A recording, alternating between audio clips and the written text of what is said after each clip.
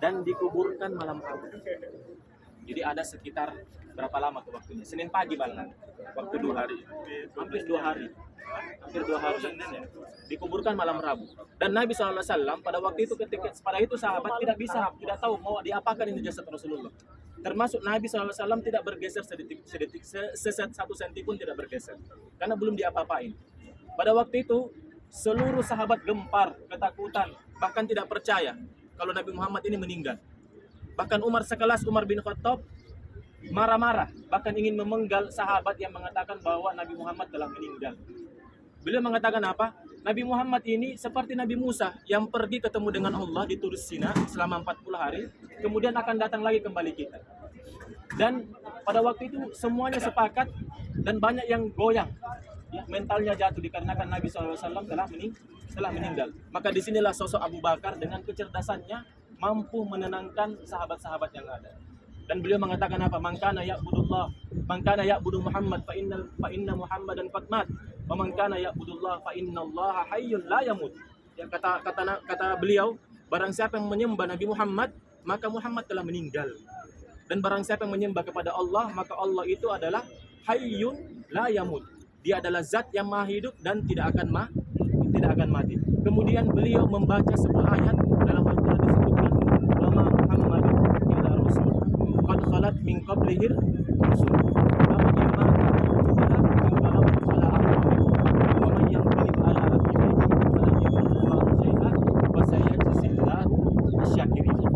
Kata beliau, ya, saya seakan-akan tidak ingat dengan ayat tersebut. Kata Abu Bakar As-Siddiq, beliau membacakan ayat tersebut, wa ma Muhammadun illa rasul. Ya, Nabi itu, Muhammad itu hanyalah seorang rasul dan telah ada rasul-rasul sebelumnya. Apa imma ta'u qutila, apabila jika dia terbunuh ataupun meninggal, apakah kalian akan kembali kepada ajaran nenek moyang kalian? Umar mengatakan, saya seakan-akan lupa dengan ayat ini. Kalau seandainya bukan Abu Bakar yang mengingatkan ayat tersebut. Jadi ini adalah sunnatullah. Mau sesayang bagaimanapun, pasti seseorang akan diwafatkan oleh Allah Subhanahu wa taala. Makanya ada ulama yang mengatakan, seandainya ada manusia ini yang paling berhak hidup kekal, siapa itu? Rasulullah.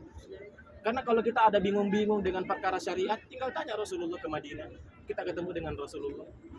Tapi ternyata Rasulullah juga diwafatkan oleh Allah Subhanahu wa taala dan semuanya itu adalah sunnatullah, ya. Seorang nabi pun akan diwafatkan, apalagi orang jahat seperti kita, ya. Seorang nabi. Pada waktu itu di pagi harinya kaum Ansor, ya, berkumpul di sini. Ya, ini adalah Saqifah Bani Sa'idah, tempat pendopo, ya, pendopo ataupun semacam taman tempat perkumpulan Bani Sa'idah. Ya, orang-orang Ansor pada waktu itu berkumpul ingin menentukan khalifah. Ya, ingin menentukan khalifah karena mereka merasa bahwa mereka tuan rumah. Ya, mereka pemilik Madinah. Mereka adalah orang-orang Ansor dan mereka berhak atas khalifahan. Maka pada waktu itu direkomendasikanlah Sa'ad bin Ubadah. Sa'ad bin Ubadah seorang pemimpin Ansor pada waktu itu. Sa'ad bin Ubadah. Maka pada waktu itu ketika kaum muslimin masih banyak berkumpul di rumah Nabi, berita tersebut terdengar oleh Umar bin Khattab, Abu Bakar As-Siddiq, dan Abu Ubaidah ibnul Jarrah. Akhirnya mereka pun datang ke sini. Akhirnya tuh mereka datang ke sini untuk cross check ada apa sebenarnya. Dan pada waktu itu, ketika mereka tahu bahwa orang-orang Ansor ini ingin memilih sebuah khalifah, maka terjadilah dialog antara orang-orang Ansor dan orang-orang Muhajir. Kita tahu orang Muhajir itu siapa? Sahabat yang datang dari Mekah menuju Madinah. Sedangkan orang-orang Ansor penduduk asli dari tempat ini yang menolong orang-orang Muhajirin. Dan mereka semua punya petinggi-petinggi. Dan mereka semua adalah orang-orang yang mulia. Tetapi sejelas dalam Al-Quran disebutkan tetap orang Muhajir yang paling mulia dikarenakan mereka minas sabiqin al-awwalin. Karena di antara mereka adalah termasuk orang-orang yang awal-awal yang ikut berjuang bersama Nabi dan masuk ke dalam Islam dan menolong lebih banyak Nabi SAW. Maka pada waktu itu Umar bin Khattab dan Abu Bakar As-Siddiq merekomendasikan Abu Ubaidah ibnul Jarrah. Ya, kita tahu Abu Ubaidah ibnul Jarrah termasuk aminu hadhil ummah, yaitu orang yang paling dipercaya di umat ini, dan beliau termasuk minal mubasysyirin bil jannah, dari 10 sahabat yang direkomendasikan masuk surga, dijamin masuk surga oleh Nabi SAW. Maka pada waktu itu Abu Ubaidah menolak. Abu Ubaidah menolak karena masih ada Abu Bakar As-Siddiq dan Umar bin Khattab. Kemudian Umar yang ditunjuk Umar ditunjuk, beliau pun juga menolak. Beliau mengatakan apa? Tidak mungkin seorang Umar memimpin sebuah kaum yang di dalamnya ada Abu Bakar As-Siddiq. Tidak mungkin seorang Umar memimpin sebuah kaum yang di dalamnya ada Abu Bakar As-Siddiq. Kita melompat sedikit. Pernah di zaman Umar bin Khattab, ya, ada seseorang yang menemui beliau. Ada seseorang yang menemui beliau. Beliau mengatakan, saya tidak pernah menemukan orang yang paling mulia darimu. Ya, bilang begitu kepada Umar. Saya tidak pernah menemukan orang yang paling mulia darimu. Maka Umar mengatakan apa? Apakah engkau pernah menemui Abu Bakar? Tidak, saya tidak pernah menemui. Kalau kamu pernah menemui Abu Bakar, maka saya akan campur. Saking apanya? Saking tawaduknya Umar bin Khattab dan saking mulianya Abu Bakar As-Siddiq. Subhanallah. Beliau mengatakan seperti itu.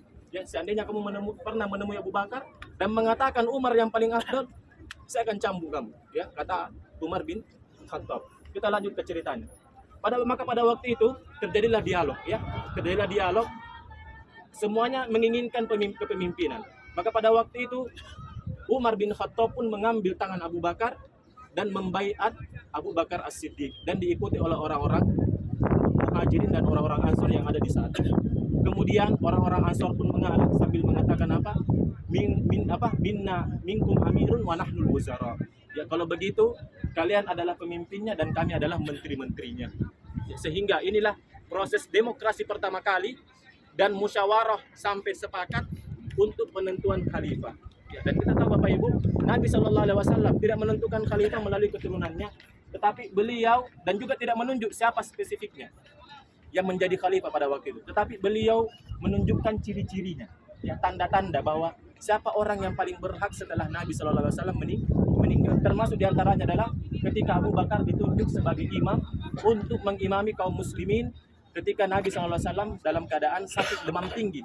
Kita tahu Bapak Ibu, Nabi SAW itu demam tinggi dan itu hasil dari apa? Hasil racun yang beliau pernah makan. Di waktu kapan? Ketika perang Khaybar. Ya, beliau diberi seekor kambing, masakan kambing, dan pada waktu itu kambing tersebut beracun.